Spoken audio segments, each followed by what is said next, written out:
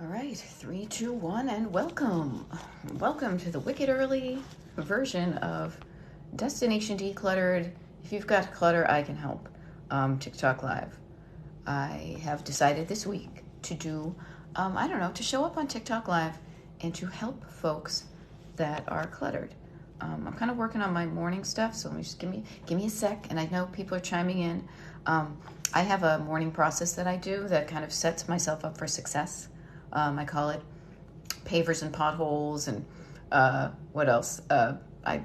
Breeze blocking.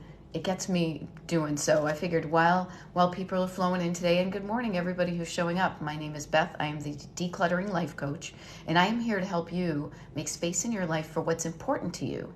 So of course that means getting the clutter out of your house, but it also can mean sorting out the clutter in your head and figuring out, am I doing the things I want to do in my life? I do this with one-on-one coaching clients via Zoom. If you're interested in that, you can go to my website. I also have a mailing list you can get on, and I send you a free, habit tracker. Sorry, it's kind of early still where I am. Okay, so here we go. We're going to hit the running. Good morning, Glitter Ava 1. I'm so jammed up, you need help. My mind stops me from doing everything. Yes, it does. Your mind is a wonderful place, but this is how I frame it, and maybe this will help you because this totally helped me.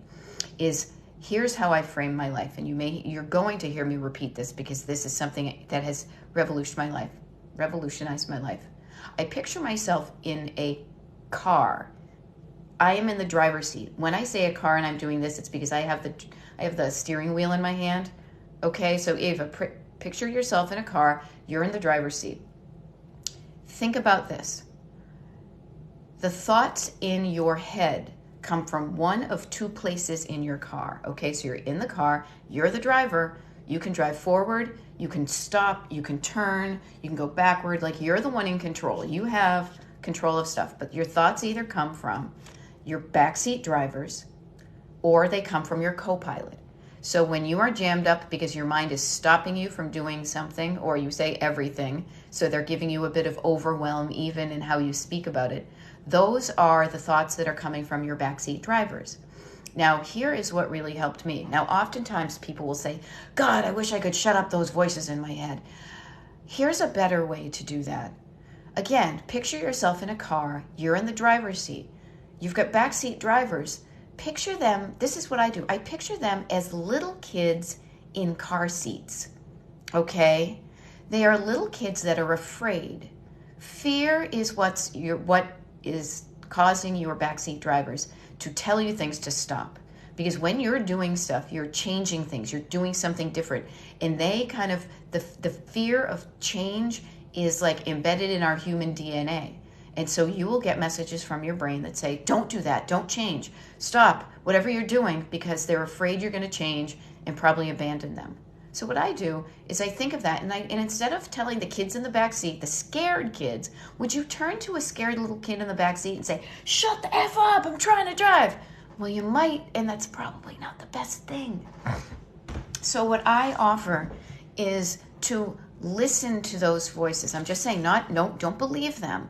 But start by listening to those voices in your head that are stopping you and ask them with curiosity and love, why? Why shouldn't I do this?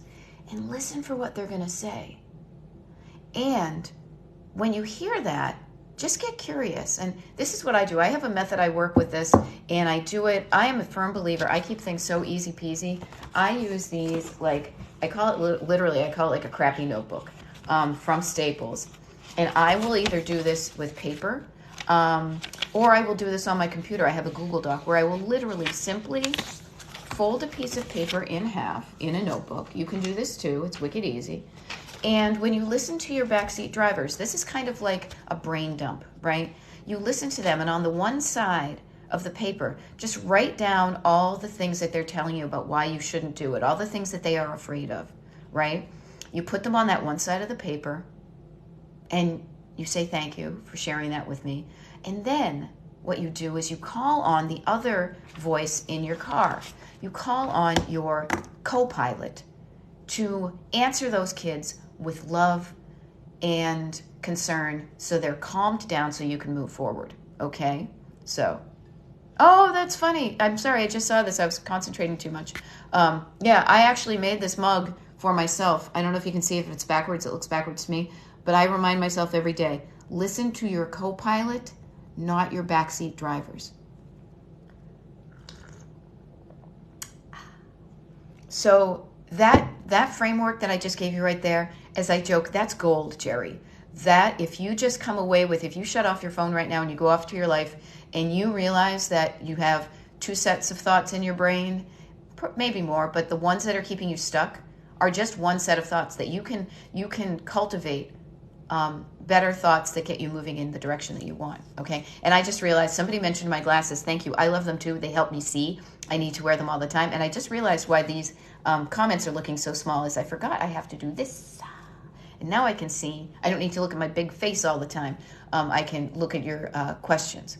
So I hope that helps. The other thing I will offer all the time is anytime you feel overwhelmed, I can see it in your words because you're like doing everything. Anytime you're thinking of superlative words, like everything, always, never, all that, that is overwhelm. And when you say overwhelm, I say just look at, chunk it on down, okay? Because when you're overwhelmed, you're just looking at it too big. I often use my map. I started to bring it into the kitchen with me. Is you're looking at, you want to go on a road trip, but you're looking at the entire, map of the United States, as opposed to putting it in your GPS and saying, where can I drive today that gets me? I'm heading in the direction of Palm Springs, California. I'm heading in that direction. I can't get there all day, but instead of being overwhelmed with not knowing if I have to take a left or a right when I get here, in the Grand Canyon area or whatever, break it on down into smaller chunks, okay? Try that. All right, what else do we have? Good morning from the canyon. Good morning right back to you. Yeah. I don't understand who co-pilot is and backseat driver. I'd be happy to explain. This is a concept that has revolutionized my life. And UpThread was somebody who was saying that they get overwhelmed because their thoughts in their brain are telling them to stop, to not do anything. They get negative voices in their head that are telling them to not change, to not get decluttered. And what I offer is picture yourself as the driver in a car. You are the driver of your life, okay? You are the person in your life that can either get you going or keeping you stopped. And you do this because you have thoughts that either get you moving forward in the direction you want to go to, or they keep you stuck, or sometimes they even veer you into directions you don't even want to go. So in really simple terms, the voices that are keeping you stuck, when part of you wants to move forward, those voices that are keeping you stuck are backseat drivers. They are telling you things. You have voices in your head that tell you things that say, don't do it. But I offer to you that there is also a voice in your head that you probably don't hear all the time because the little kids in the back seat are chattering at you. You have a co-pilot that says, you know what? You deserve to live the best life. Go for it. You can do this. You can declutter. You got this. You're strong. You know how to do stuff. It's kind of like people might call it God, like the good voice in your head.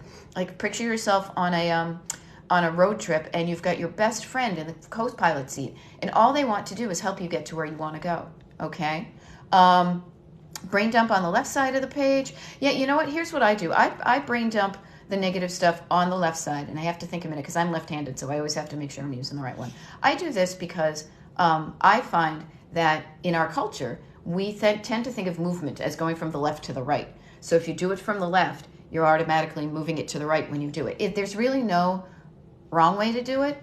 And what I do is I will say this, Glitter Ava 1, to help you with this too, is when I write down those thoughts from them, I always just put them on like one line. Or if it has to go onto 2 lines, I will, make some space so that you also don't get overwhelmed with them going, ba, ba, ba, ba, ba, ba, ba, and this, and this, and this.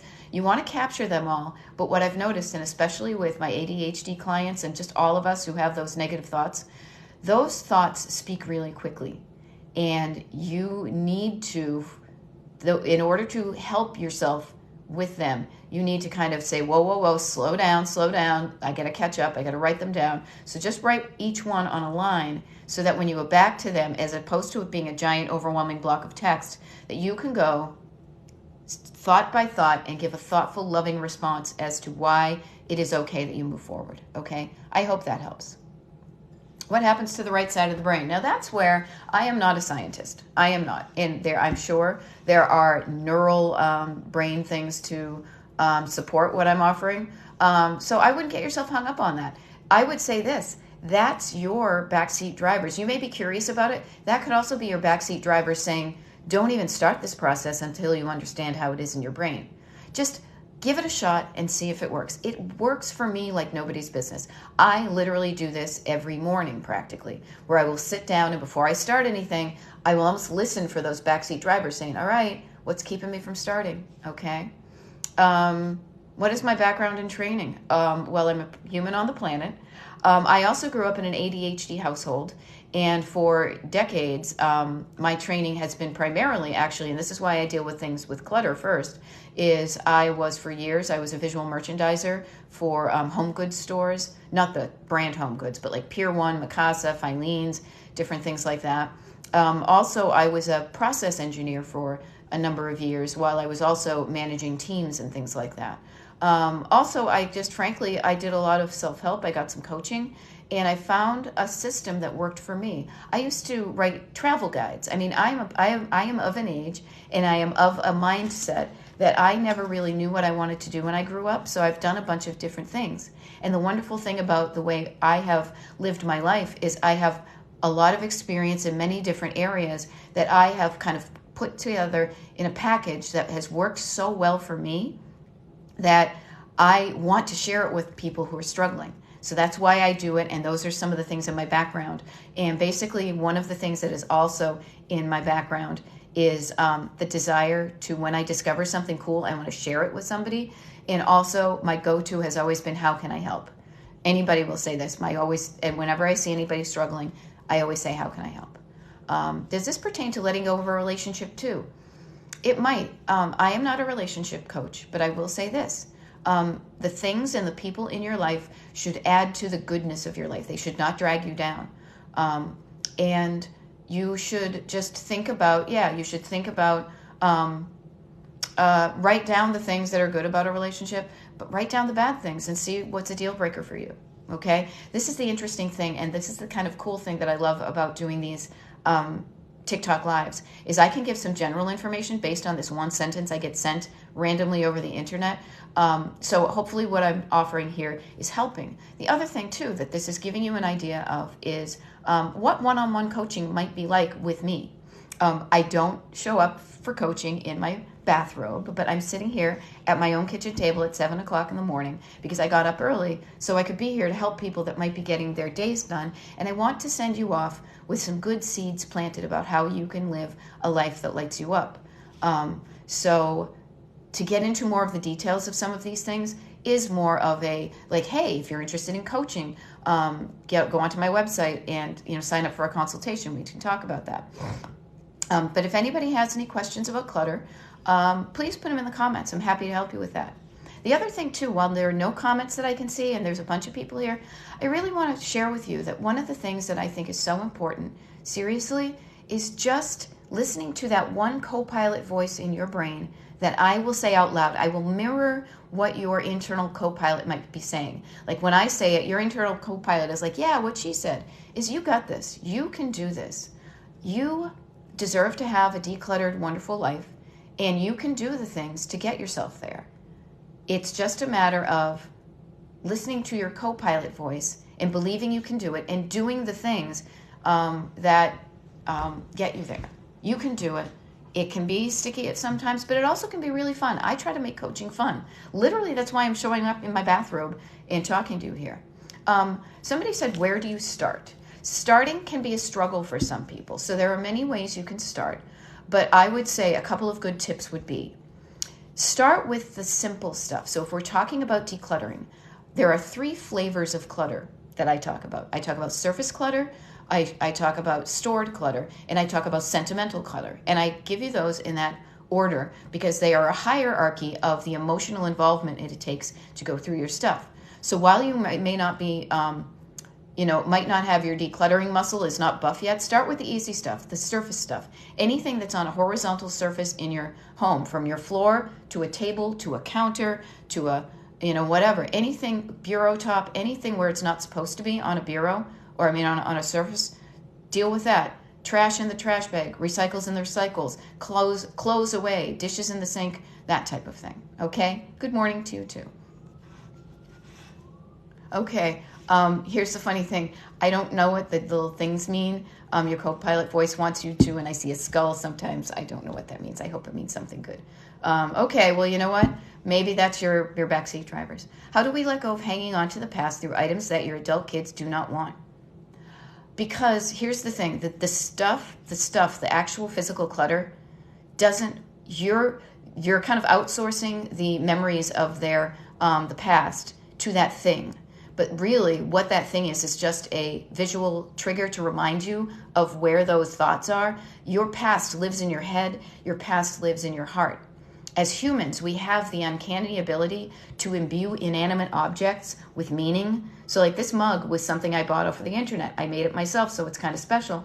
But it could also just be something I got at the Goodwill. Like we can put meaning into it, but that also means you can extract meaning. So if you want to release the stuff, especially the stuff that you saved for your kids, thinking they would want it, and they say no, believe them. They don't want clutter as much as you don't want clutter. So look at that stuff, remember the good times, and then pass it away. Maybe you even say to them, hey, come over here and help me with this. You just sit there, and I will tell you the stories that these things remind you of. We can share that moment, and then you'll have the memory of that moment to live on, and then you can pass things away. Okay? Hope that helps. Ooh, now we're getting a flurry of questions. I want to make sure I get them. Okay, so that's it. Yeah, okay. Here's the thing I will offer too, is that if you're afraid that if you and this is again fear is in the back seat. Fear is, don't get rid of that. You're gonna forget about it. If you are afraid that you're going to forget a story because you don't have the physical object, here's what I recommend is consolidate those memories, those thoughts. Get yourself what I call like a really nice like journal, keeper notebook, like a travel journal that's about your life, right? And instead of keeping the thing, write down the story from the thing, and then you can part with the thing because the story no longer lives in the thing. It lives in your book. And then anytime you want to remember the awesome life you have, seriously, this is my book right here. Every day that I do something minimal or big or cool that's adding to my life, I write it down so I can remember the cool things I did in the life I had. So try that. Put the meaning in a different object. Put it in one specific place so it's not scattered all over. Write down the story. Take a picture of the thing and write down the story. Make it your own. But then you can more easily remove the clutter. Daily Disco says, instead of decluttering, I spend too much energy on super small things and never finish the project. That happens to a lot of people, and especially my clients with ADHD. And one of the things I can help you with, and I'll try to give you a couple of tips right now, is when we are coaching, is helping give you some tips on fun ways to just think about prioritizing, okay? So that's the thing. You have the energy and you have the time, but you are focusing that energy and time on the super small things. So one thing you might say to yourself before you even start decluttering is saying, like, what is the biggest physical objects? What are the biggest physical objects in this space that I can declutter that are going to make a huge visual difference, right? The other thing with prioritizing is like, picking a theme of something. What are the things, what is one space, what is one surface I want to clean? I use actually a daily planner type thing that I made up that I literally use the Brady Bunch to talk about how to prioritize stuff. So also, this is a thing too where you want to, before you even start driving towards decluttering, instead of, ditzing around in your car doing all sorts of little errands, say, what is the one thing I could do today that would get me the closest to that life that I want to live, that decluttered life, and what's that biggest thing I can do, right? And if big seems overwhelming, remember, big things are often just able to be chunked down into smaller things. And then when you're working on super small things that are part of a bigger, knocking down a bigger thing, that will get you real progress. Okay, so the downsized boxes of family memories and pictures and letters and memorabilia from grandparents. Okay, this is so common, and I'm totally there with you. We all do. We all can struggle with this. And here's what I offer. Remember, and maybe you weren't on, and so I'm just going to repeat myself because I never know when people are chiming in. But when I declutter, we talk about the hierarchy of clutter, the stages, the flavors. The first one is surface clutter. The second one is stored clutter. And then the third one is sentimental clutter. Now, sentimental clutter is the stuff that I leave for last because it has the most emotional weight and the most, what am I going to do with this stuff? Okay. So couple of tips for the downsizing of box of family memories and pictures is, first of all, get your family involved in this. Not just your get your younger generations, but get the people who know what these things are involved, and ask if other people want these. Have it be like what you're basically doing is you're holding on to the family memories for generations that don't exist yet, so they know about the history of your family and they feel that kind of connectedness. Am I right? Now, back in the day, even 100 and 150 years ago, we did not have the amount of stuff that we have that would remind us of somebody who lived, so we would maybe have one picture or one handwritten letter. Now there is a huge amount of things. So just think about the things. This might help. Get a different perspective on this and say, what would be the important things? What if somebody from 3 generations from now, I'm long dead, what if somebody from 3 generations from now wanted to learn about our family? What are the most important things that I could save for that future generation? They may not need to see the 87 million, cruise pictures of when your grandparents went on their, Alaska cruise. They may not need to know every single last thing, but start thinking about what the important things are. And the other thing too is to now that we have the ability to easily digitize things so you can share these things with people who still exist in the family wherever they are. And then, at a certain point, I don't recommend when you whittle it down to the bare necessities, the simple bare necessities, I say hang on to some of them. Get a box that is like the acid-free type thing, and then put that acid-free box also in a plastic tote in case, there's flooding or something like that. But really sort through your stuff. One of my mantras when we do decluttering is you gotta sort it before you store it. All right. So sort through it, decide what the ones are important, get your family involved with the decisions. There are ways you can do it. Okay. And those are the things that, I will say the sentimental clutter is the stuff that requires the most emotional energy. So make sure you're also in the right frame of mind, in the right frame of heart and body to get into that, because that will exhaust you. You will be kind of spent after you do that. I'm not saying that it's not a worthy goal, but that is the stuff that takes the most heavy lifting. Okay, so gorgeous nail polish organization, closet is a mess, right? You need to say to yourself, what's my priority? And then you need to continue kind of steering yourself in the right direction. That's one of the things that I will say coaching helps with. And so maybe if you have somebody who could be like an accountability partner to just say, hey, today I'm going to work on my closet. And if I start to veer off the road and start to go towards like to take the exit towards nail polish, check in on me, see how I'm doing with my closet, get some accountability. I love this where Glitter Ava just said she loaded the dishwasher. Here's one of the things I want to offer to everybody who is chiming in right now. This is a funny thing. Like I literally, if you're just sitting there and you're looking at your phone, I'm not going to change. What you see is not going to change. I'm going to sit here, I'm going to be talking with my hands, I'm going to be looking the same. So why not do this? Put your phone down, listen to what I'm saying, and start decluttering something in your area, something easy peasy. Use this time where you're listening to me and me telling you, you've got this, you can do this. You can do this. You are an awesome adult. Or maybe you're not an adult, maybe you're a kid. Everybody has something in them that you can move yourself, even in these few minutes that of this morning, that you can get yourself slightly less cluttered than you were at the beginning of the day. And already you will have started the day with a win because you did something like this, okay? So turn up the volume, put down the phone. Haven't even showered today, so I'm not much to look at, but then use my words as encouragement while you putter around your house and just, put stuff away, do the dishes, stuff like that there. Pretend it's a podcast and I just happen to be on the screen. How's that? All right, what do we got here? Ooh, we've got a bunch of flurries. So I want to make sure, I always try to make sure I get everybody's questions because I don't want people to feel ignored. I worry that I won't be able to do with the things on the tabletop. I just transfer it. Okay. So worry. I will, decluttering. This is when, why not start the day in a good day? So, there's a few things I want to get here, but I started with not worry that I won't know what to do with the thing on the tabletop. I just transfer it. Okay. Decluttering basically helps you build your internal decision-making muscle. And the neat thing is, is that is a muscle that you don't just use when you're decluttered. You use it everywhere in your life.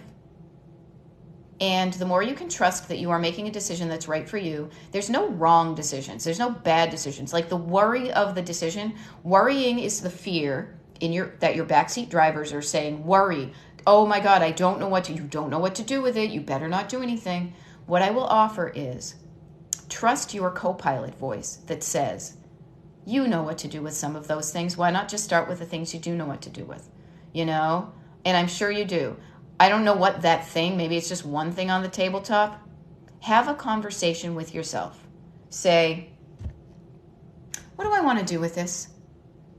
Why is it here? And then listen for the answer. And if the answer is a quick, I don't know, here's another trick. This is what I use in my coaching, is picture you have traffic lights in your body, okay?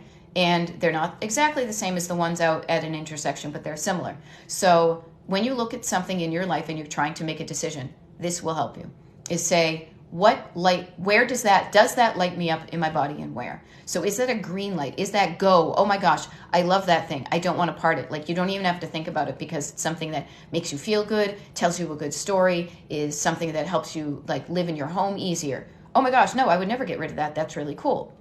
Is it something that's in the red zone, down near where you poop? Is it stuff that you're like, ugh, no, that makes me feel like crap. It weighs me down.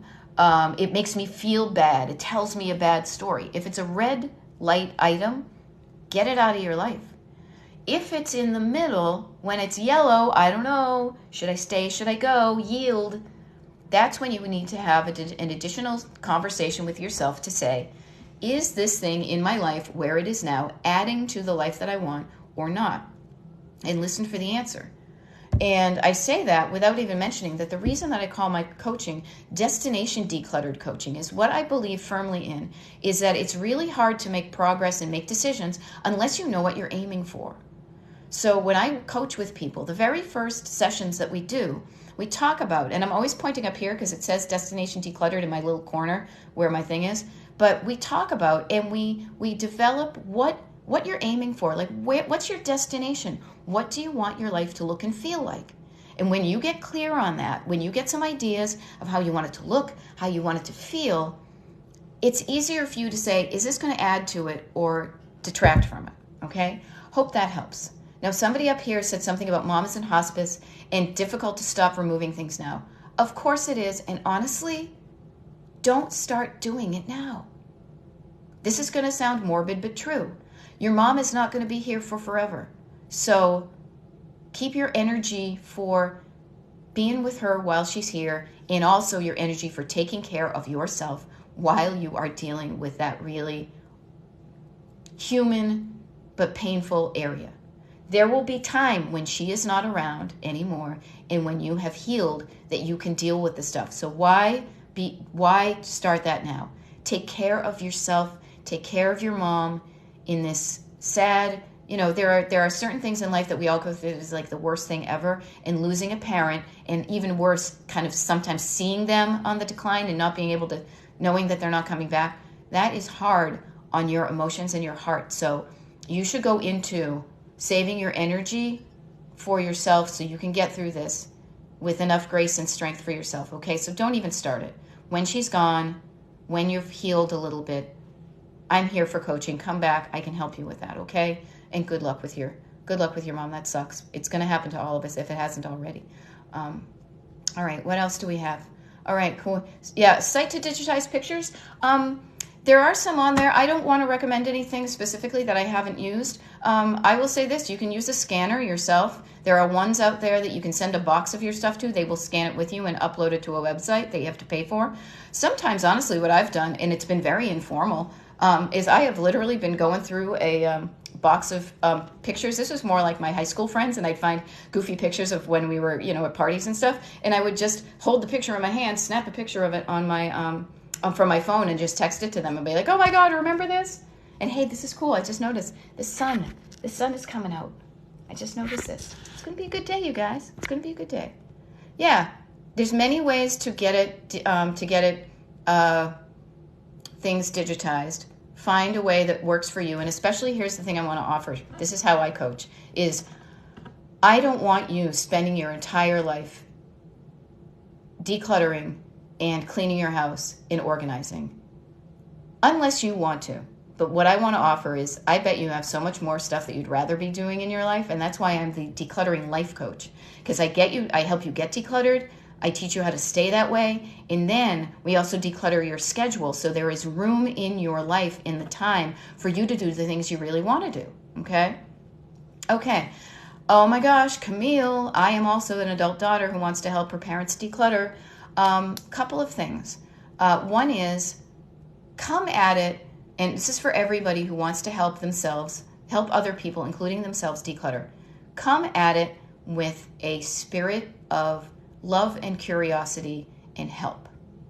So don't come at it judgy, and I'm not saying you do, but I'm just saying, when you come into that conversation with a spirit of love and I want to help you, and if you're struggling with this, you'll get a different answer than if you come in saying, God, this place is a mess. We got to clean it up. Geez, you people don't know what you're doing, right? Also realize, come at it from a point, and I'm going to do some more videos. Maybe I'll do one today about the fact that our parents come from different generations who have different relationships with stuff. Stuff meant a lot of different things to them. So understanding where they came from, but just ask them. First, ask them if they want to help. Also, you might also want to position it to your parents to say, you know what? And this is kind of a morbid thing, but let's talk about these real life things. Like we just talked about somebody's mom being in hospice and not dealing with the clutter then. Everybody is going to die on this planet. And I say that to remind you that we are going to die, our parents are going to die. But the only reason I bring it up is you will have to deal with that stuff of theirs, either while they're alive or after they've passed. So if you say to them, hey, you know what, why don't we do this? Why don't you show me the things that are important that you want people, that you were saving for somebody to hang on to, when you're not around. I want to hear the stories about the stuff that's around here, and maybe that will help them release the stuff, to realize that, that so you can be there to help them share the stories. Oftentimes, you guys, we always hang on to too much stuff that doesn't serve us because there's a story behind it. And many times we want to share that story with ourselves, or we want to share that story with somebody else. So maybe just show up as the audience for them to tell you, so what's the story of this? What's the story of this salt shaker? What's the story with, whatever it is, okay? Try that, see if it helps.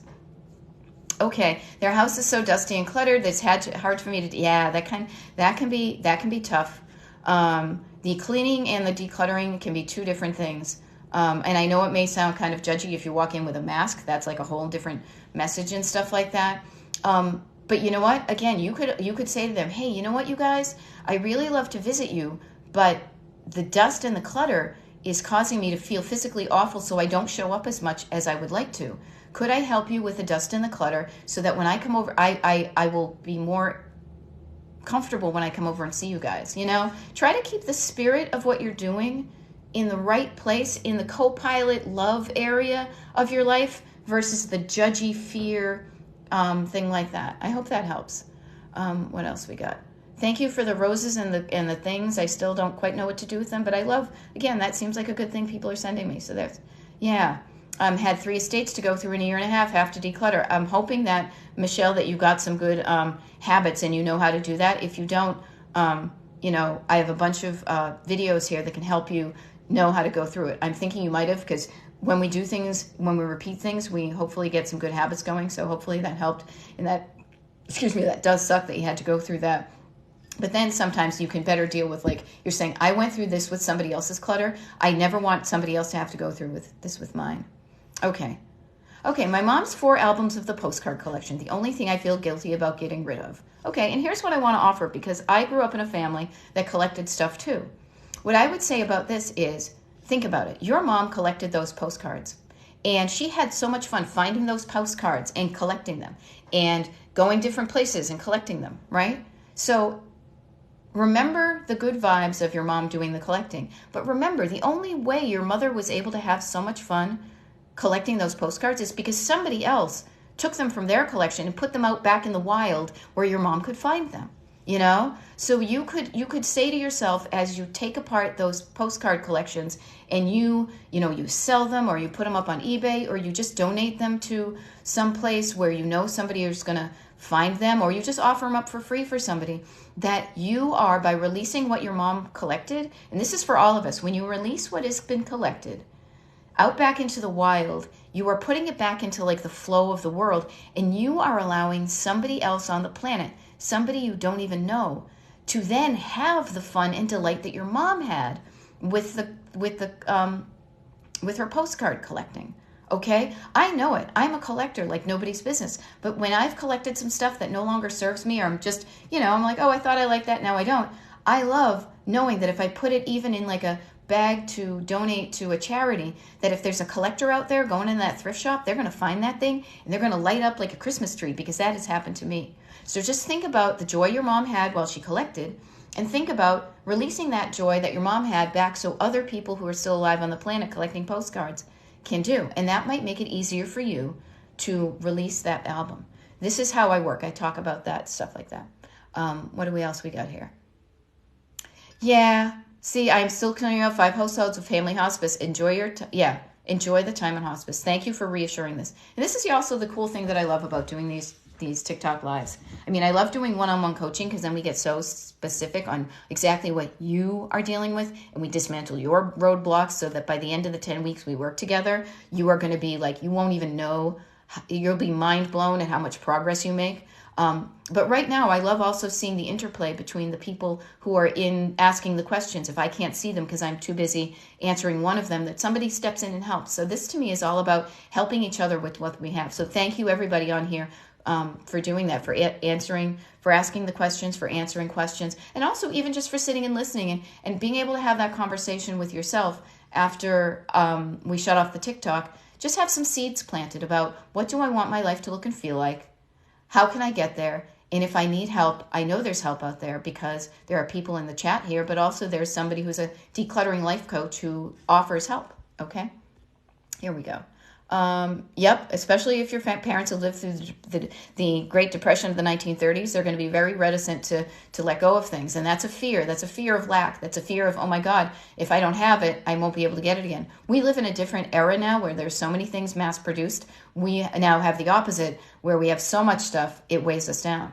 Okay? Oh, thank you. I'm glad what I'm offering is helping. This is why I do this, because this, I'll be honest with you, this is something I'm good at. This is something I've always been good at, because I grew up in a chaotic environment, but I knew how good it felt to get order and calm in there.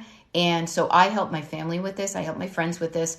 And once they were like, you're so good at this, you should help other people, is when I started to do this professionally. And I'm new to your live. I like that. Looks like cups you were collecting. Oh, yeah, you know what? So that's one of my collections I started, and then now I'm kind of done. But I was like, I loved road tripping. So these are ones that all have different states of the United States on them. Actually, if you look on my TikTok page, and please like it, so like this amplifies when I'm going live and stuff like that. You'll see a little quick video I did walking around my house showing my collections. Because I'm a decluttering coach, but that does not mean I don't delight in stuff and color and making my house my own personal thing. But my house isn't cluttered. Things are neatly organized and displayed.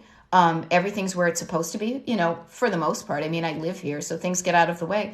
But I can easily declutter it. I can easily put things back in just a few minutes, so that then I have the time to go out and do stuff I want to do, Thank you. I have been having concerns about getting rid of the extra toaster, coffee maker. Okay, well, the cool thing is you just said in your words, they're extra. So you already have one that works. Maybe there's somebody I have things I have now that I may have to buy again sometime. I truly want it gone, but hate to have it by late. Okay, a couple of things. One is, right now, while you have 2 toasters, you're only using one of them, right? The other thing is that you could donate it to somebody who doesn't have a toaster at all, and all of a sudden you have a toaster and they have a toaster. And that doesn't take away from your toasting abilities now. The other thing I want to offer too is, if you think you're going to need to replace something in the future, you may, but just think about it. Maybe there is like a revolutionary new technology in toasting that's going to come up in the future that we don't even know about, so that when you need to replace it, that the replacement one is like light years better than the one you have. I mean, seriously, people, we just got one of those air fryers.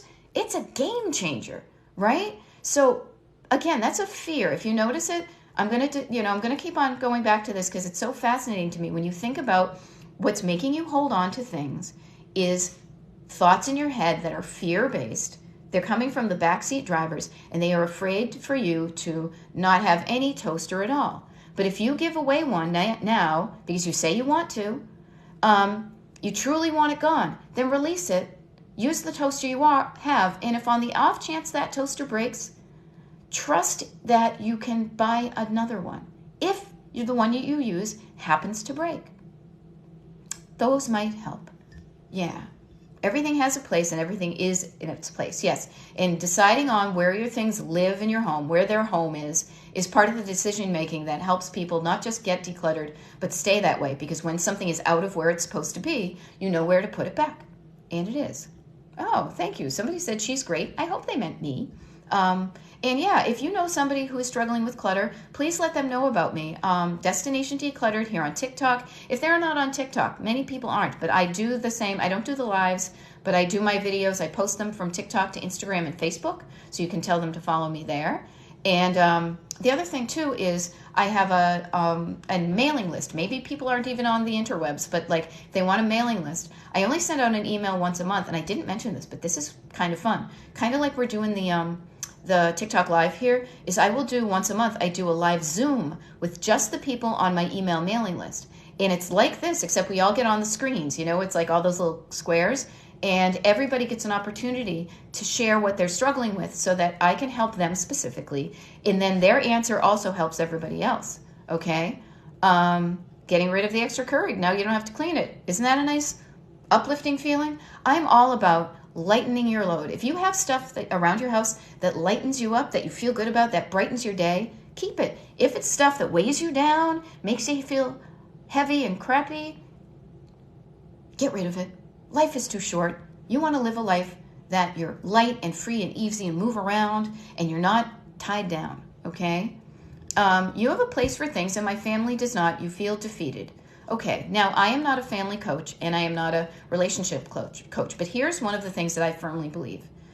If you are living in a house with other people and those other people are neither invalid, old people that are stuck in their beds or young children that are stuck in their beds, that it is a disservice to them to not have them involved in the decluttering and the organizing of the mutual place where you all live. It should not go to just one person. And the reason I say that is this. If it is a partner, if it is a spouse, if it is somebody that is used to you cleaning up for them, of course they're not going to want to change because you're already doing it for them. We're all lazy. If somebody else is doing it, why am I going to do it? But as a full-grown human adult, you should be able to pick up after yourself and you should take part in the maintenance of the communal household. Also, especially with family and kids, that's literally about training them. Training them that this is where it goes and this family, this is what we do. At the end of the night, we take 5 whole minutes and we put our stuff away. You're not just training them to live in your home. You're training them for when they have flown the nest and they are out there in a dorm, they are out there in an apartment, they are living on their own, they are living with people that they don't get out there and not know how to take care of a home themselves, okay? So just know that you shouldn't have to do it yourself, and even though it may have been that way for a while, getting your family involved may seem like a short-term pain, but it's going to be a long-term win, okay? Oh, somebody says I'm a blessing. Thank you very much. Okay.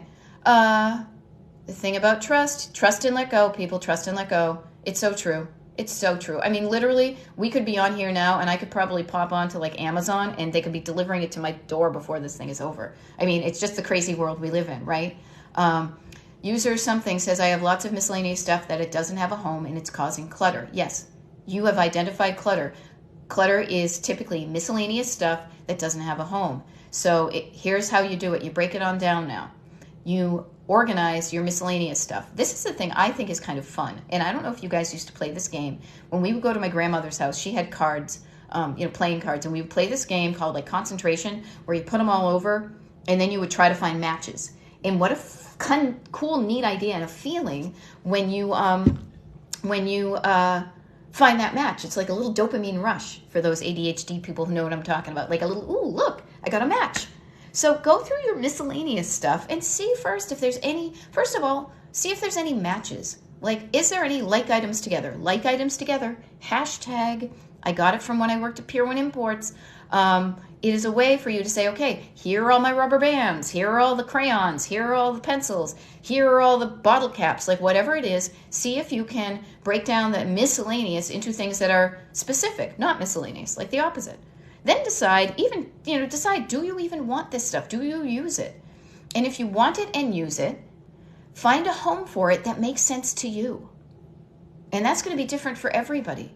But keep it, I will offer this, keep whatever it is close to where it is used. So if you use your desk, keep your rubber bands on the desk. You keep your spatula near the, you wouldn't put your spatula in a desk, and you wouldn't put your rubber bands near the stove, right? So find a place that works for you and just say, this is the home for this stuff now. And anytime you see it, you put it in the home. But also sort through it and see if it's something you want. As I said, you gotta sort it before you store it. So see if it's something that works. If it doesn't work, if it's broken, like get rid of the stuff that's broken and doesn't work, and only keep the good stuff. This is another kind of life lesson that you can get from decluttering. You deserve the best. You may have 15 spatulas. Pick out the ones you use all the time. Pick out the ones that work the best and donate the rest of them. You deserve to be surrounded by nothing but the best of what you have. So when you have the crappy stuff and the good stuff, it's like working in a museum. Like you curate your collection so you only have the best. So you only have the best tools, the ones that work the best for you. I hope that helps. Okay. Are your lives available to watch after? All right. Lil Mom. Okay, I'm going to say this. I haven't done it, but because of you, I'm going to figure out how to download these, put them on YouTube. I will do a video about what I've done with these lives. I have to figure it out myself. But enough people have said that, and if you think it's going to help, I will do that for you. Okay, I promise. I'm going to write it down. Lives to YouTube, TikTok. I'll figure it out. All right? I have a daughter-in-law, want to clean after herself, causes bad feelings. There's a couple of things. I'm sorry, CharBaby55. I'm missing kind of something. I'm not sure if that... if she doesn't clean after herself, or she does, if you want to, if you can help me with that, I can try to help you with it. All right. Yep. I used to love Pier 1. Boxes of old family photos. Actually, the neat thing is I'm more than happy to answer that again. Okay. They share the family photos. Get the entire family. Again, get the family involved. If you tend to be like I am, the curator of our family history, because I don't have children, and my sisters are busy, they were busy raising their kids. Now their kids are kind of old. But anyhow, start getting the family involved in that. And especially the younger generations, the families with younger generations, start to go through those pictures and share the stories of these people, so that the stories don't just live on in these pictures, they live on in their hearts.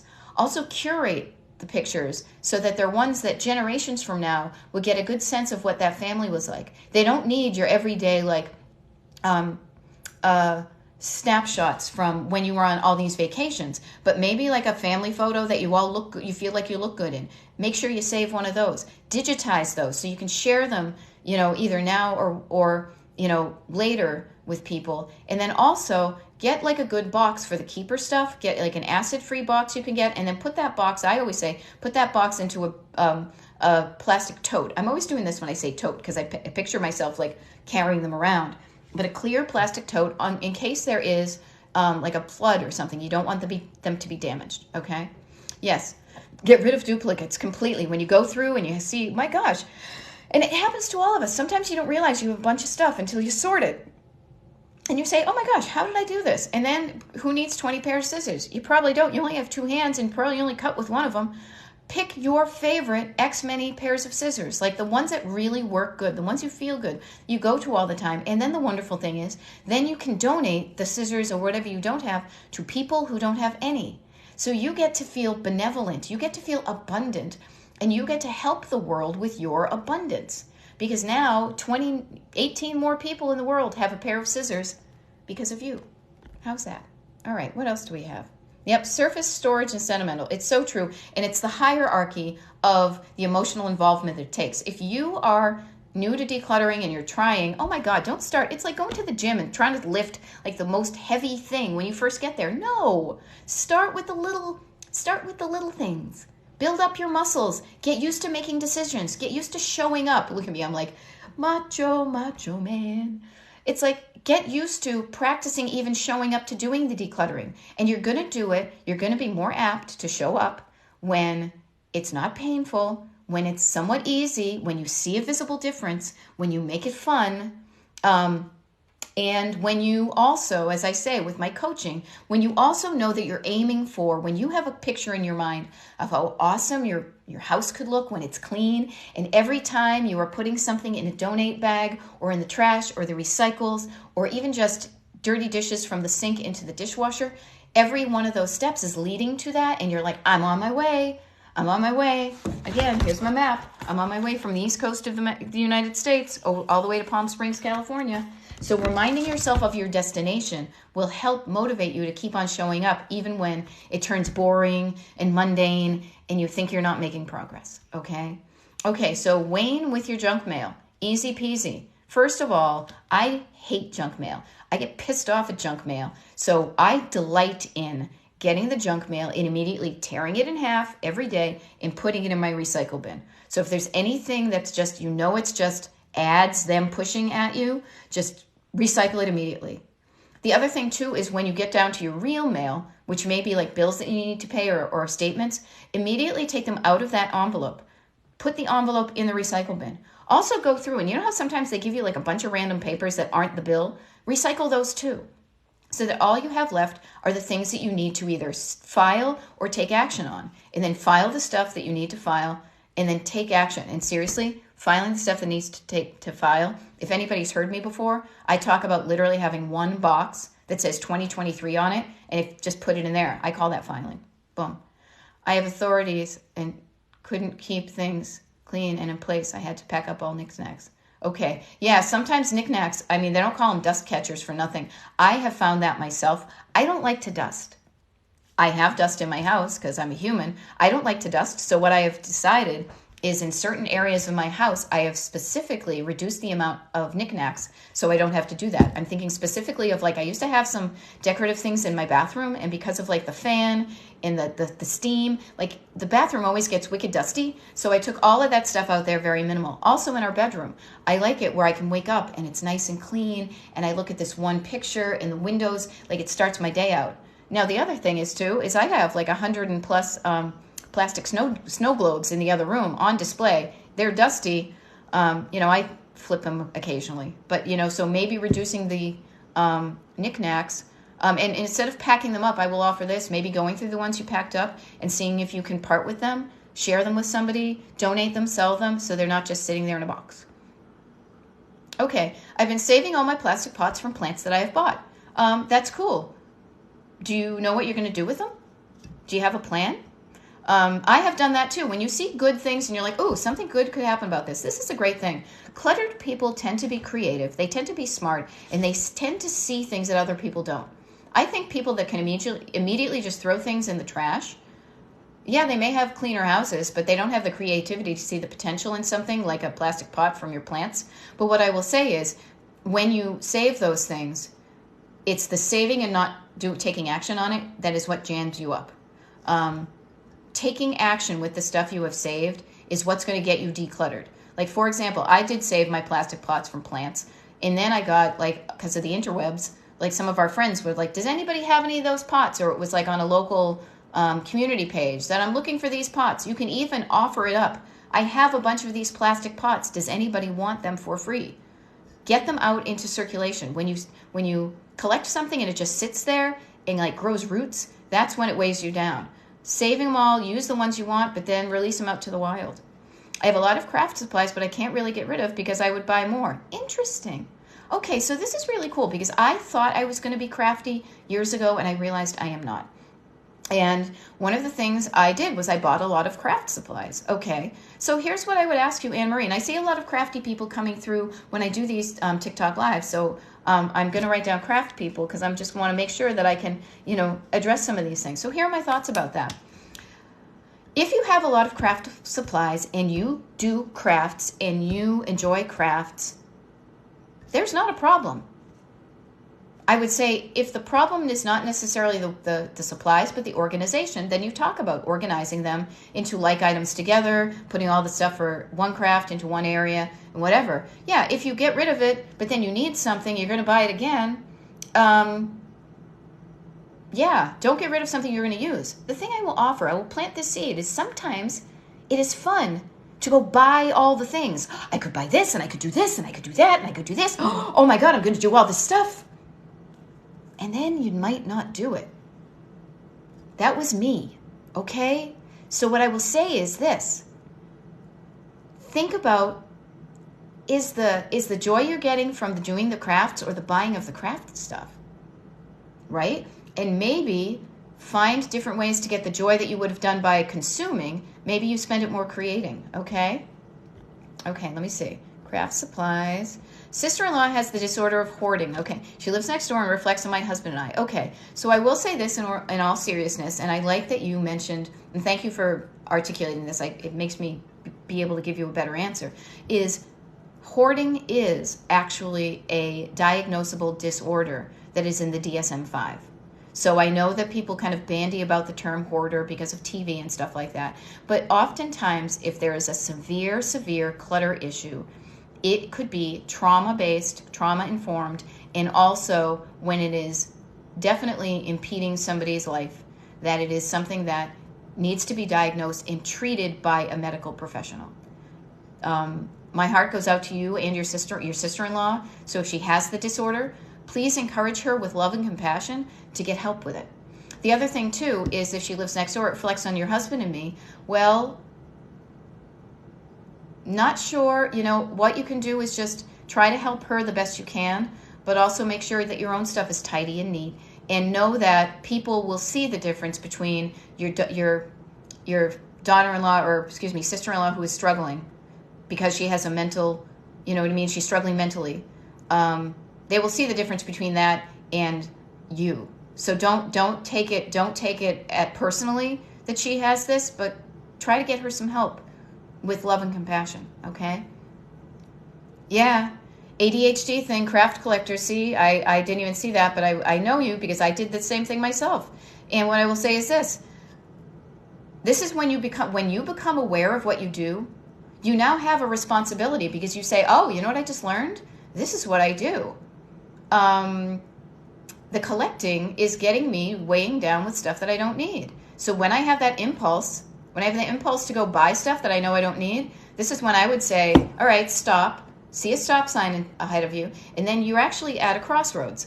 I talk about decluttering. I talk about everything in the idea of be on a road trip and driving. So you have a choice at that point. When you say you're going out to collect stuff that you know you don't need because you want that delight, you want that hit, you want that sugar rush, that ADHD, that dopamine hit, say, wait a minute.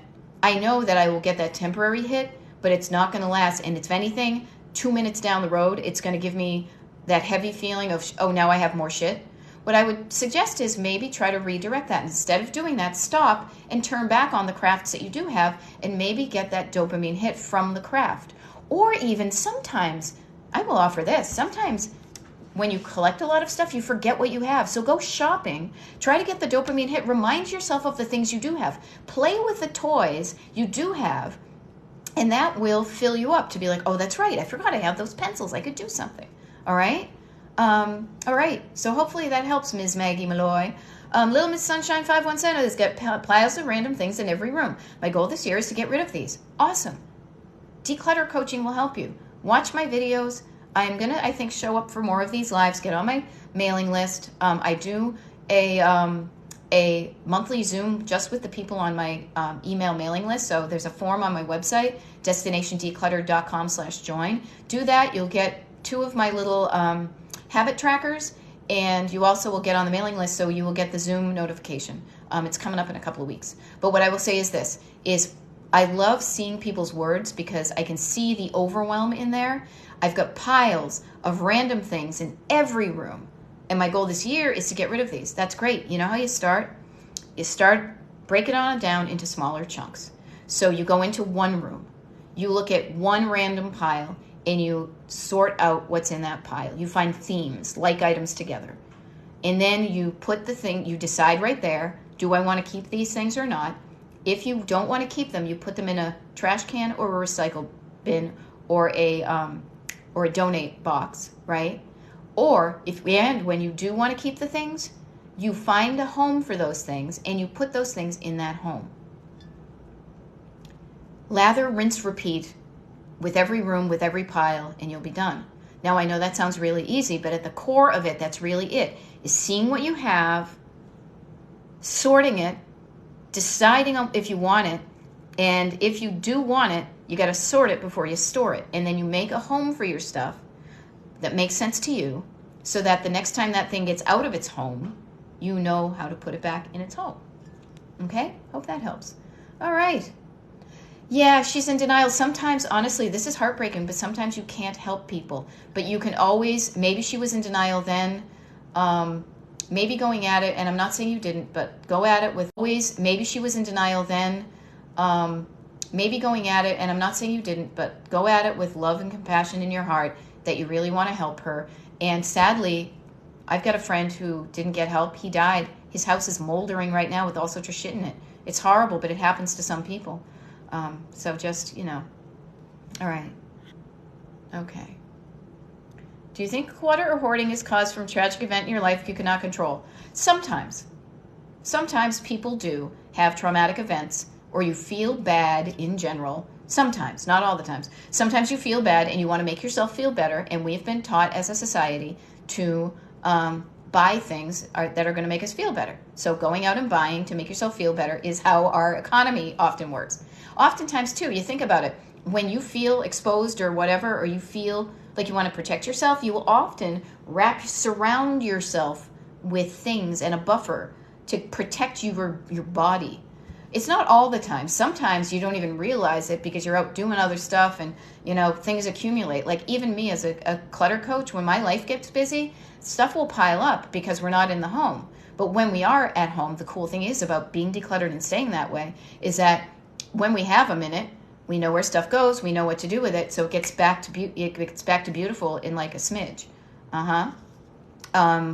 And yes, so sometimes definitely there is an emotional component to your collecting, and not tragic, whatever, but just like I know myself when I was collecting my stuff, I'll be honest with you guys, it's when I was at a point in my life where I wasn't too happy about my career, I wasn't sure about my relationships, I was trying to connect with people by collecting things that they collected, so we had something to talk about. So there are a lot of things that go into it, and that's why I do the one-on-one coaching. And especially because I do it on Zoom, because I don't have to be in your house to hear your story of why you collected that stuff. The decluttering is not about your hands, it's about your head and your heart. Is what do I think about this? What do I feel about this? And what do I want to do with it so that my external and the internal life are the best they can be? Oh, thank you. You know what? This is how I roll. This is my bathrobe. I call it my writing robe because I'm not always going to the bathroom, but I like having a little snuggle around me. So thank you. And my glasses help me see. This is me. And this is one of the reasons, honestly, Anthony, I can't pronounce your last name, but I will say this. One of the reasons I specifically show up doing these TikTok lives and show up how I am is because I am a one-on-one decluttering coach. And I know there are a ton of coaches out there, but what I found really made such a effing difference in my life was when I found somebody who was saying things in a way that made sense to me, that they were of a personality that I could relate to, that they made it fun and kind of sassy or whatever, that they presented things not in a serious way like businessy or yelling at you or get your act together or corporate or whatever. Like when I found the person who was helping me deal with the stuff that I was struggling with, and they did it in a way that connected up with me, that made all the difference. Now, I know I'm not for everybody. I don't have my little headset on. I'm not in a corporate dress with my little pad. That's okay. What I'm doing is showing the world that I am here the way I am, and if you connect with me in how I speak, how I interact, how I explain things, then we might have a good shot of working one-on-one for coaching. And if not me, maybe you're good. But you're like, who would really be help from you? You could get the word out to other people about, hey, there's this girl who makes it fun, and she's kind of goofy, and she talks about pop culture references and stuff like that there. That's why I do this. And so far, it has been fun, and I really love helping people. So that's why I'm doing this. Okay, what do we get? You shop. Yeah, we shop to fill a void. Sometimes it's the void in the cupboard because you have no foods, but other times, honestly, I know I did it for a lot of times. It was like a little hole in my heart, or my soul. And the thing I will offer is this: shopping to fill a void in your life is kind of like trying to fill a bathtub with the drain open. You need to work on not the shopping, not the water. The water's not the problem. It's the drain. And once you figure out how to stop the draining, and you start to fill up and feel good about your life, you may not be shopping as much to fill that void. And also the other thing about the bathroom analogy, I work in metaphors and analogies all the time. So I will say this, is like you fill up your tub. Your tub can only hold so much. When you have too much, you have an overflow and that creates damage. So think about having just enough for you in your tub. You're filled up, you feel good, it's the right amount. Too much can actually be detrimental. It can cause a leak and stuff. Okay? Yeah. Oh my gosh. The stores are set up to make you want these items. There are no dummies. There's science behind it. I used to work in retail visual merchandising. I know the hacks. And so I'm always like, when I go into Target, I'm like, aha, I'm on to you guys. Like, I kind of joke to say, here's my list. I wonder what you're going to try to get me to leave with, in addition to what I bought. That's how they do it. There's science behind it. There's emotion behind it. There's smells behind it. Yeah, you have to be vigilant. And if you are feeling weak, and I say kind of like if you're feeling run down, if you're feeling not full and energetic and 100%, it can be easy to cave into that. Like if I'm feeling like, meh, I don't know, this isn't going well, I will so much more likely be able to grab for a candy bar than I would if I'm like, I'm rocking. This is great. I'm feeling good, So there's that. Okay, this live should be uploaded to YouTube. Somebody else mentioned that, and I'm going to promise. See, this is part of my coaching too. Making external accountability, an internal promise, making it external, even to people that I don't even know. I will do that. I am going to, you guys, I'm going to upload this live to the Destination Decluttered YouTube page before the end of the day today. And I say that because I have my schedule in front of me and I have to watch because I do have stuff going on. But I will do it before today, okay? One little witch Shelby, you got my promise. This live to YouTube. I wrote it down, writing down stuff. You guys, if you want to do stuff, write it down. Also, declare to yourself and to others you're going to do it. Also, timestamp it on your calendar. So see what I just did? I wrote it down, I publicly declared it, and I said I was going to do it on a specific day by a specific time. All those little things make it 80% more likely that I will actually do that. So if you're struggling with doing something you want to do, write it down, tell somebody you're going to do it, and tell them you're going to do it by a specific day and time. Okay? That helps. This is how I roll, Anthony. Some other people aren't. This is how I coach because I know I respond better to compassion and understanding than bullying and, just get your act together. Like, trust me, I have an internal backseat drivers. I have negative voices in my head that beat me up all the time. And if they worked, I would be a fucking rock star. But they don't work. They actually do the detrimental effect. They get me not doing anything because I feel like such shit. And I say that more in the present tense, but that's really in the past. What I've learned to do is to calm my backseat drivers, and I speak to you like I speak to myself with love and compassion. To say, why are you doing that? I don't know. Does it get you where you want to go? No, then just don't do it. Don't make a big deal of it. Just drive towards Palm Springs, This is how I roll. What else do we got here? Do you think people can outgrow a studio apartment? It depends on your life. I would say I would look at the amount of stuff you want. Sometimes having more room just delays figuring out what you want to do with your stuff. My husband and I live in a small house, and even this seems too big for us. We could live in a smaller place. I know also people who have such bigger houses that they don't realize how much stuff they have because they have so many rooms to put it in, and then it's just more overwhelming. So Menace 77, what I would suggest to you is just look at the stuff you have now and curate it. Cull out. Like in so many ways, when you're in like a garden, when you're in an art museum, there are so many times where you look at what you have and you pull out the weeds or you pull out the stuff that doesn't work.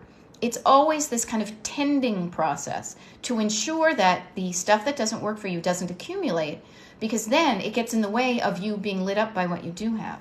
Okay? Yeah, filling up your void for me, not enough meaningful connections with friends and family. So what I want to offer to this, and again, with love and compassion, think of some things you could do to create some meaningful connections with friends and family, baby steps that you could do instead of going out shopping. And if the family and friends you have right now don't want to meaningfully connect with you, there are other people on the planet that do. There are many people out there who want to have friends that have, so what's an interest you have? Go someplace where you have an interest, and you'll meet more people with that interest so you can speak that language. And that's why I call myself the decluttering life coach, because I know that it's not just about, the stuff is not just about the stuff. Oftentimes the stuff is getting in the way of living the life you want, and sometimes you keep yourself safe by not saying, I'm lonely, I want to get along with people better, so I'm just going to busy myself with shopping, okay? But getting in touch with your heart and what's really important, as you said, meaningful connection with friends and family, that's powerful insight, my friend, okay? So sit with that and realize you deserve to have meaningful connections with people, and think of ways you could do that, all right? Okay, thank you, thank you, Shelby. I expect it. You see, YouTube to me seems kind of like a hassle, but because you have done this, I will trust you, and I appreciate that. I do have the YouTube site, and I had been kind of hinky on putting it up there. And again, here's the funny thing, people. I had a routine.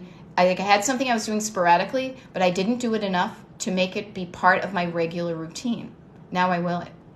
Do I work with untreated ADHD clients?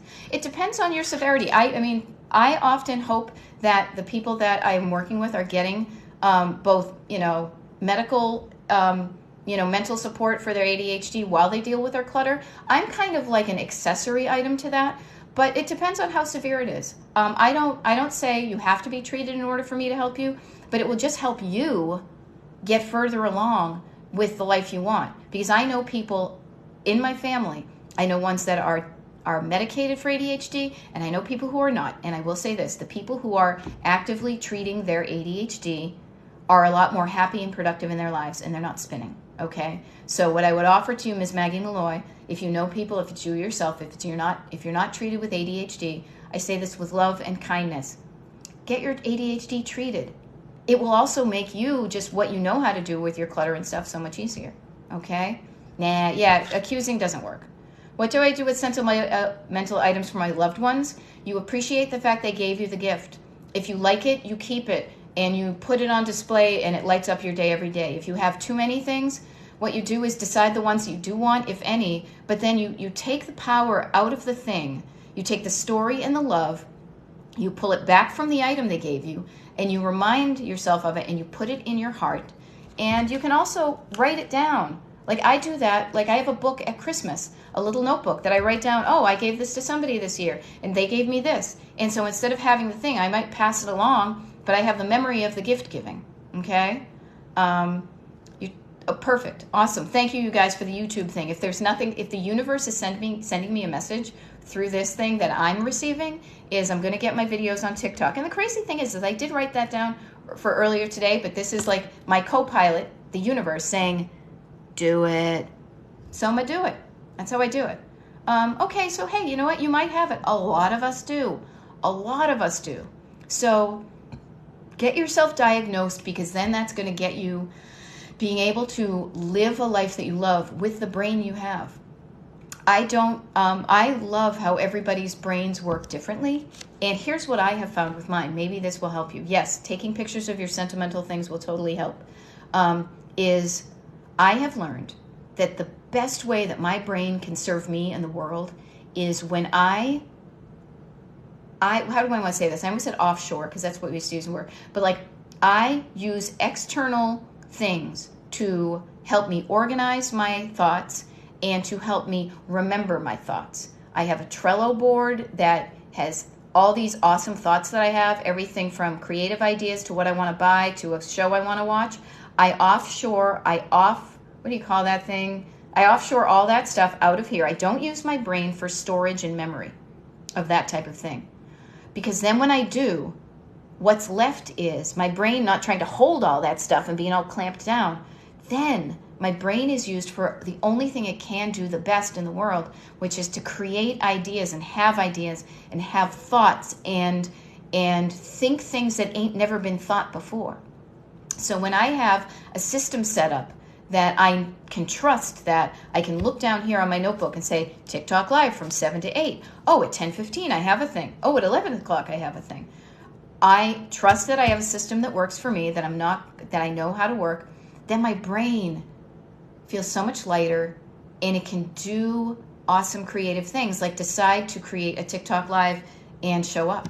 So find a way, ADHD brain, no brain, whatever your brain is, find a way that you can work with your brain the best on this planet to do the things only you can do, and make those connections in your brain that only you can do, that maybe you might discover something that ain't never been happened before. Okay? So there's that. Unload, yeah, I was thinking of offload, maybe offshore. You all get the gist, but it's basically like I outsource was kind of the word I was thinking was. Like, instead of keeping it all in here, it's like in an external filing cabinet, you know? So I use a combination, because I am Gen X, so I use a combination of paper, because there are benefits to using paper and writing things down and seeing it in front of you, but there's also a benefit to using digital. Like, as I said, I use Trello. I use Trello because I love how I can make lists, and I can put little cards in a list, so every one of my little thoughts, and especially because of the digital, like when I'm on my walks or I have an idea, I can text myself a message to Trello, and it adds a card to it, so I have that idea still on a list, where then I go to my computer, and when I'm at my desk, I can see it. So use your brain for the best it can be. And if getting diagnosed with ADHD and finding some ways, both, you know, chemical, medicinal, and like routine-wise, to better drive along in your world with the brain you have, that's the best thing you can do. All right. Trello. I think it's Trello. It's a free service, and it's basically, I use it in, like, it has so many bells and whistles. I use it for like list making and organizing, and it just makes me feel good to know that, like, whenever I want to, like when my husband and I want to watch a movie, or, you know, I don't know, you want to watch something on TV? What do we got? I can go to a list that says, oh, we said we want to watch this movie. I don't know, how about this? As opposed to being like, I don't remember, because I don't remember much anymore. Literally, that's why I write down. That's also why I write down in this book all the good stuff that I've done the day before and while I'm doing it. Because literally yesterday, I didn't do this, and I'm like, what did I do yesterday? I think I did something good, and I was like, I don't even remember. And then I looked back, because I had written down like my list, my schedule for the day. I had kicked ass.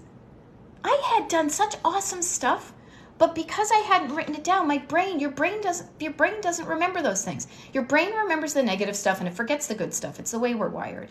Okay. Trello is the one I use. If the notes, I will say this, I use what works for me. You use what works for you. So if using notes on Apple works for you, go for it. The one thing I will say that I love about Trello, that is, I can create a list, and each list has a card in it. And here's the difference, is when I used to just use like a notes app, wherever I wrote something down, it was stuck there.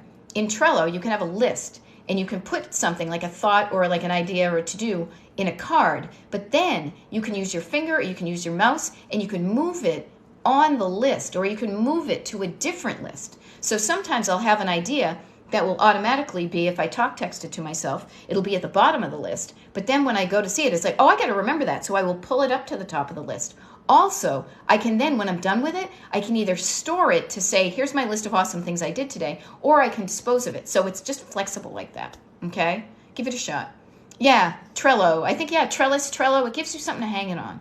And I use it in such rudimentary ways, but it's a game changer. Like, I have a Trello board all about all the places we want to travel, all the it's almost like keeping your favorites here on TikTok, but easier to like manage. Okay. But yeah, getting in touch with what's important to you, those ideas you have, the things you want to do, and capturing them so you don't forget them, and then going and seeing them and then doing them. That's how you get the life that you love. You know, like I have a Trello. We leave in a couple of weeks for a trip. And I have a Trello thing that's like Florida ideas. And it's like Monday we do this. I don't get too fussy about it, but it's like, what are the important big blocks that I want to happen on that trip? And it's like, I want to see these people. I would like to do this. I would like to eat here. And we made it happen. And it's just a game changer as opposed to being like, I don't know, I guess we'll go to McDonald's, you know? Yes, thank you for writing it down, Trello. And as I said, there's a lot of bells and whistles. I use it very simply. I use a combo of paper and digital, and that's what I teach my clients too when they're struggling with trying to find space in their lives for what they want. So I am, just so you know, speaking of schedules and stuff like that, I will be on here for another 10 minutes. I started at 7 a.m., and I've decided that this week I'm just experimenting. This is the first time I've done these TikTok lives, is I'm showing up at different times of the day and different days to just meet up with people to say, hey, are you struggling with clutter? I can help. And then you get to see me, you get to hear me, you get to hear how I talk, what I look like, how I describe things. And if it seems like there's a connection there and something that I can help you with in the way that I describe it and help it, I ask you to please like my page. I think having more likes and followers helps things. Also makes me know that I'm in the right direction. Like every time I see somebody like following my page, I say, oh, this is so cool. That's somebody I could potentially help with something that they're struggling with. The other thing too is I have an email mailing list. If you go to my website, destinationdecluttered.com/join, just put in your mailing list, your email address. I need a cup of tea. I need to take a sip, excuse me. Put in your email address. I send you automatically, you'll get 2 of my habit trackers. And then also I do a once a month live Zoom with just the people on my email mailing list. So it's kind of like this, but it's more specific because we all show up in those little blocks and everybody gets an opportunity to share something they're struggling with so I can help one-on-one. And then when I answer your question is often helping somebody else, okay? And then the other one is if you're like, I want like the deluxe package, I want to get to where I want to go to as quickly as possible. That's the one-on-one coaching I do. So I do one-on-one Zoom coaching, you, me, we're on Zoom. We meet for 10 weeks, 1 hour a week on Zoom, and we talk about and get you to, it's like almost like being on a road trip together. We start at the beginning and I say, where do you want to go? And you say, I want to go here. And I say, okay, what does that look and feel like? So you get excited about going there. And I say, okay, from here to there, what are the milestones? Where are the places that are going to be important to you? So if you want your home to be decluttered, like what rooms are most important? What projects do you want to do? And then every week we work on those. And, I give you worksheets, and not too overwhelming, but I give you some structure. I give you plenty of things. We kind of create a toolkit that you can rely on, that when we're not on our Zoom call, when you say, I am stuck, you say, but wait a minute, I have this toolkit. What can I use in my toolkit to get my car of life unstuck from the side of the road so I can start moving again? Crafty people need to declutter. And organizing tips, please. Yes, you do. So I would say this. I would immediately, if it were me, I would identify what craft my things belong to primarily. There may be some that you can use in multiple ones. But then I think the power is so putting all the things for your knitting in one place, or things, or your mosaics, whatever, putting them all together in that thing, but also really having a conversation with yourself saying, am I using this thing the way I'm supposed to? Am I using all these things, or can I cull? The decluttering is the removing of the craft items that you're not using anymore. And then, as I often say, you have to sort it before you store it. So go through, sort your stuff, and then store it in a way that makes sense to you, okay? Websites and charts for organizing. I'll be honest with you, there are so many of them out there, and even me, I was reading an ADHD paper yesterday, and some of them I find overwhelming and too detaily to use. So I don't have anything to recommend. I use myself. I try to keep the barrier to entry as low as possible. So I use a crappy notebook. I call it my crappy spiral bound notebook from Staples. I every day will go down and I will put the hours of the day, and I'll say what's going on today between 7 and 8, between 8 and 9, and I will rough in the things that I have. Because I like a little bit of flexibility. I don't want to live in a regimented world that every 15 minutes is accounted for, but I also want to get important stuff done. So why don't, I would say try just a notebook in writing down the hours of the day and saying what you can do. If I find some stuff, I mean, I have a process that I teach that's not on a website. It's part of my coaching that I could help you with. If there's something out there already, I haven't found anything. If I do, I will totally recommend it, but I just haven't found it yet. Yeah. Okay, home daycare for 29 years. It's overwhelming. Overwhelm just means, and this is great because I started at 7 a.m. saying this, and I will be ending with this too. When you say overwhelm, I say you're just looking at it too big. Focus down. Don't use the wide angle lens to look at everything. Put it on your zoom lens and just look at one part in order to get started. Okay? And that part can be anywhere from one specific room or one specific theme of stuff you want to get rid of. Start with the easy stuff first. Sentimental, surface clutter, stored clutter, and sentimental. The surface clutter is always the easiest, okay? And there is something calming about writing things down, because you know what you're doing? You're writing the story of your life. You are saying to yourself, and you're creating a path between you and your hand. You're making it kinetic, and you are saying to yourself that day, these are the things that are important to me. And you're making time for those things that are important to you, and you're getting them done. And if you're not getting them done, then you give an opportunity the next day. Why didn't I get that done? And then you just have a conversation with yourself. And you're like, all right, I'll try better the next day. You know? So it's all about learning it down. And yes, breaking it down into smaller things is the key to all of it. I'm going to bring, now I've misplaced my map. Oh, here it is. I talk about it like road trips and things like that. Again, when it's too big, you're saying, I want to go from Philadelphia to Palm Springs. I want to drive to Philadelphia for Palm Springs. But you're looking at the entire map and you're saying, I could go all these different ways and blah, blah, blah. And you're overwhelming yourself so you don't even start. What you have to do is pretend you're in your car and you put in Palm Springs as the destination. And you say, oh, it's going to take me 40 hours to drive there. But you know what? Even though it's going to take me 40 hours, I'm going to follow this map. I'm going to go down this road. Then I'm going to take a right. Then I'm going to take a left, and I'm going to go down that road. I'm going to drive that day, and then I'm going to stop, and I'm going to rest. Then I'm going to get up the next day, get it back on the road. Then I'm going to stop, and I'm going to rest. And I'm going to repeat until I get to my destination. So it's just that breaking it down into smaller things and showing up every day to do as much as you can with the time you have that leads you to the place you want. If you don't have a destination, if you're doing it because you feel like you have to, or somebody else is beating up, as soon as it gets sticky, you're going to give up. But if you are in love with that destination of what my life can look and feel like, you are going to be so much more likely to stick to it when you're going through the deserts and it gets boring and you're just tired and cranky, but you know you want to get to Palm Springs, okay? It's so true. So I'm hoping that helps. All right, we get 2 minutes here. I hope what I've done has helped you. I love doing these in the morning because I feel like maybe I'm catching people at the very beginning of the day, and I kind of want to leave you with this.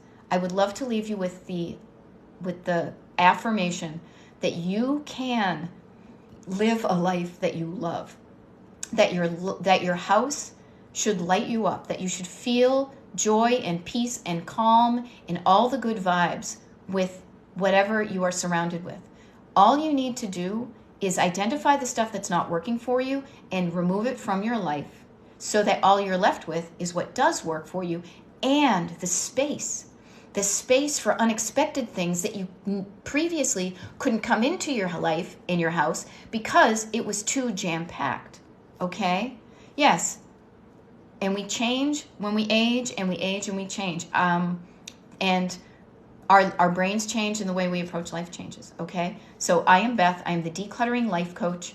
I will say this. Thank you for everybody who showed up. There is a post on my TikTok page that I posted and I pinned that says the next time I'm going to be doing this. I think I'm showing up, tomorrow morning at 7 o'clock too. So if you're up at this time during the day, tune in. I sound like I'm watching TV. But I would say this, but don't watch me. I don't change. This is how I look, but listen to my voice while I'm doing this, but get out into your room, and while I'm on doing this, just start doing the things. Take the dishes out of the dishwasher. Throw some trash in the trash thing. There are certain surface clutter things that you can do and listen and be inspired at the same time, that when you and I are done, that you will have been inspired, and maybe your heart and your imagination is filled up with the possibility of an awesome life. But then also you will have done some concrete actions to lead you to that, okay? Thank you so much, you guys. See you tomorrow. Thank you for all the tips. I will be uploading this to YouTube later today once I figure out how to do that. But thank you for the encouragement of doing that. God bless you too. And let me see how to shut this off. Have an awesome day.